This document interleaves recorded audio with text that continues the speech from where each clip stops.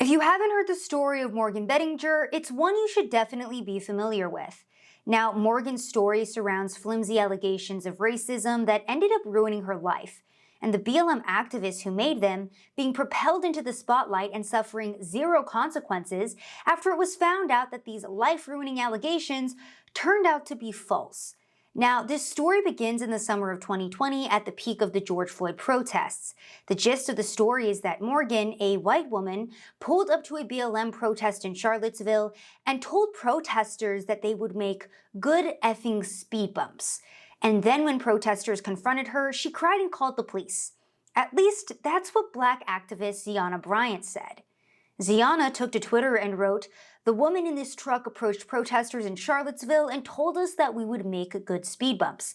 She then called the police and started crying, saying we were attacking her." She then went on to post a series of videos of Morgan's SUV reversing down the street, while Zyhana and several other protesters surrounded Morgan's car and called her a Karen. Now, I would show you said videos, however, Zyhana, who originally shared this video, has taken her Twitter account private, and the local news outlets that shared it as well have since taken the videos down. Oh, and at this point in the story, it's important to note that there was never any actual video of Morgan saying any of these things, but Zyhana's claims went viral, and Charlottesville Beyond Policing, the group that organized the original protest, also alleged that not only did Morgan try driving toward them, but felt compelled to say not once, but twice that protesters would make good speed bumps, with the group stating that the second time she repeated it loudly to a Black protester and added good effing speed bumps. At this point, the story had been repeated hundreds of times by University of Virginia students over group chats, Twitter, and Instagram. The rumors were given legitimacy by local media, with an outlet even comparing Morgan's remarks to the death of 32-year-old Heather Heyer, who was killed after being hit by a car during the 2017 Unite the Right rally in Charlottesville, which happened a couple blocks away from where this incident took place. People also used the video Zyhana posted of Morgan's car to track her license plate number and identify her by the next day.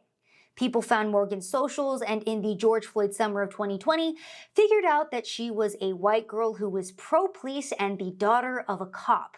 Once she was named, many called her a Nazi and a promoter of domestic terrorism. But this isn't even the worst of what Morgan faced. Zyhana then began a campaign to get Morgan expelled from UVA, using her Twitter to encourage people to send mass complaints to the school administrators demanding that Morgan be expelled. Zyhana then filed a complaint with the University Judiciary Committee, or the UJC, a student-run disciplinary system, alleging that Morgan had threatened students' health and safety.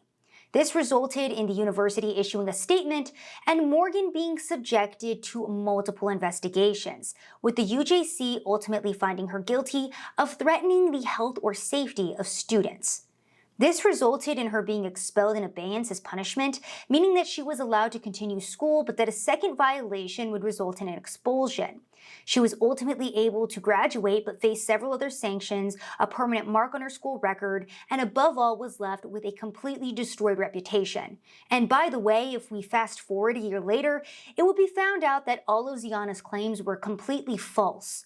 So what actually happened that day? Let's hear Morgan's side of the story. According to Morgan, she was driving home from work one night when she saw a dump truck in the road. Since the truck wasn't completely blocking the intersection, she continued on until she realized the road was completely blocked off. After realizing this, she parked her car and got out to see what was going on. The driver of the truck began to converse with her. They had a conversation surrounding the protest. Morgan commented, "It's a good thing that you were here because otherwise these people would have been speed bumps," then went and took a photo of the protest that was going on. At this point, a few protesters began to notice and record Morgan, following her back to her car. By the way, one of said protesters was Zyhana. Morgan then shared that the crowd began to get aggressive, shouting at her and pounding on the windows, resulting in her calling 911. And this is where Zyhana's big lie comes to life. Now, apparently she was shouting, it's a Karen," as she's filming Morgan, and in the background of the video, which again has now been completely scrubbed off of the internet, you can hear someone ask, "What did she say?" with another person replying, "She said we'll make good speed bumps." Zyhana then began to echo this phrase in the video, tweeting it as evidence that this is indeed what happened. And it wouldn't be until a year and 2 investigations later that we find out that Zyhana may have actually misheard said statement. During the first UJC investigation, which happened in September of 2020, a couple months after Zyhana's allegations, the student-run organization did find Morgan guilty, sentencing her to 50 hours of community service with a social justice organization, 3 meetings with an assigned professor to teach her about police-community relations, an apology letter to Zyhana, and the expulsion in abeyance. However, the interesting thing about their verdict is that they didn't say that Morgan was guilty of what Zyhana had originally alleged, with the jury's final verdict reading, "We, the judges of this trial, find that your actions on July 17th were shameful and put members of the community at risk. You yourself acknowledged, saying it's a good thing you were here, otherwise these people would have been speed bumps. Given the tragic events of August 12th and the context in which you uttered these words, you disregarded Charlottesville's violent history, a history you should have been cognizant of as a UVA student and a resident of Charlottesville. During these proceedings, you have shown no understanding of the risks this statement posed." So basically, the jury didn't dispute Morgan's version of what she said or even state that she was lying about it.